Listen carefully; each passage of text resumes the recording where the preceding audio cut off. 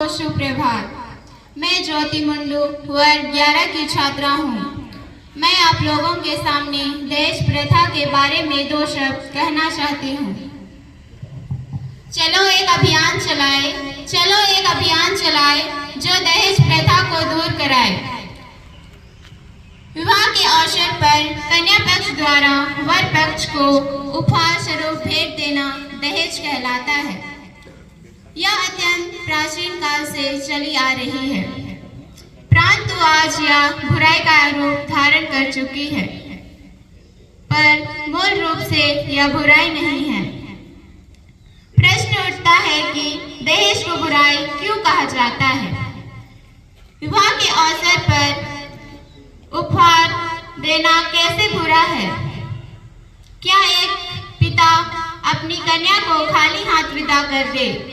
नहीं, अपनी प्यारी बिटिया के लिए धन, सामान, वस्त्र आदि प्रेम का प्रतीक है, परंतु यह भेंट प्रेमवश दी जानी चाहिए, मजबूरी में नहीं। दहेज अपनी शक्ति के अनुसार दिया जाना चाहिए, धन जमाने के लिए नहीं।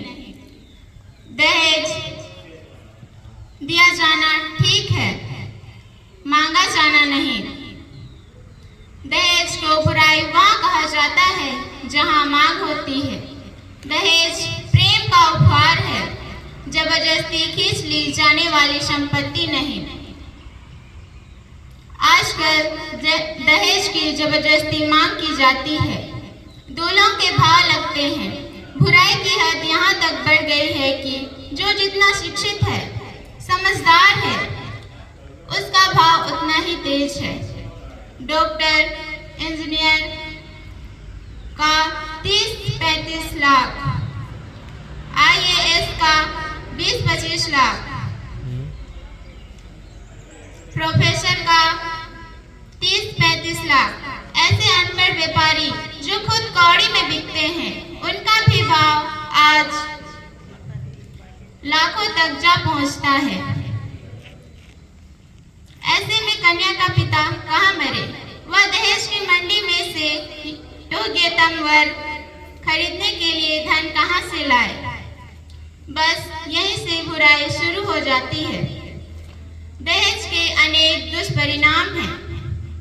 या तो कन्या के पिता को घूस, रिश्वतखोरी, काला बाजार, भ्रष्टाचार आदि का सहारा लेना पड़ता है, या उसकी कन्या अयोग्य वरों के माथे मर दी जाती है।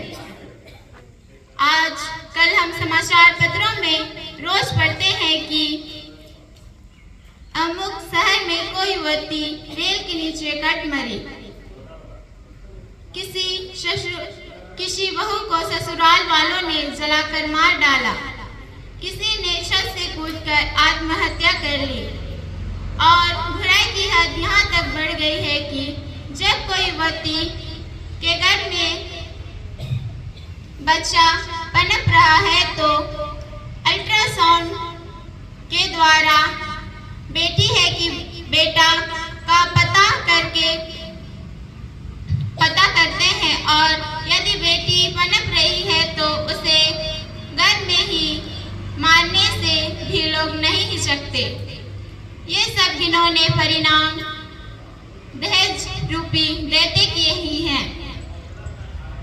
हालांकि दहेज को रोकने के लिए समाज में संस्थाएं बनी हैं, युवकों से प्रतिज्ञा पत्रों पर हस्ताक्षर भी लिए गए हैं, कानून भी बने हैं, परंतु समस्या ज्यों की ज्यों है।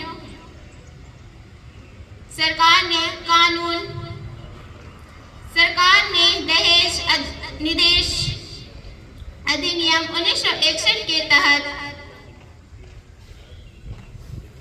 दहेज लेन देन में सहयोग करने पर 5 वर्ष की सजा और 15,000 जुर्माने का प्रावधान रखा है।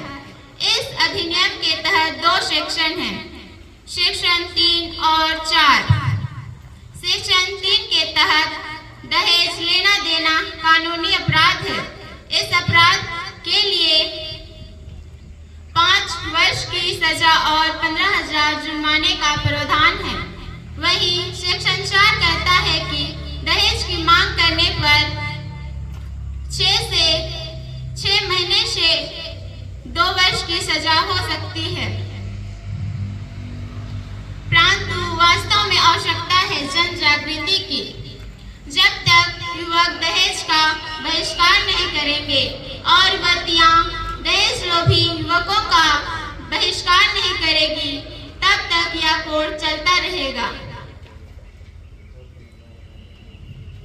दहेज को खत्म करने के लिए मानव को अपनी सोच बदलने की आवश्यकता है और साथ ही साथ महिलाओं को जागरूक बनाना पड़ेगा और पुरुष प्रधान समाज को आईना दिखाने की जरूरत है।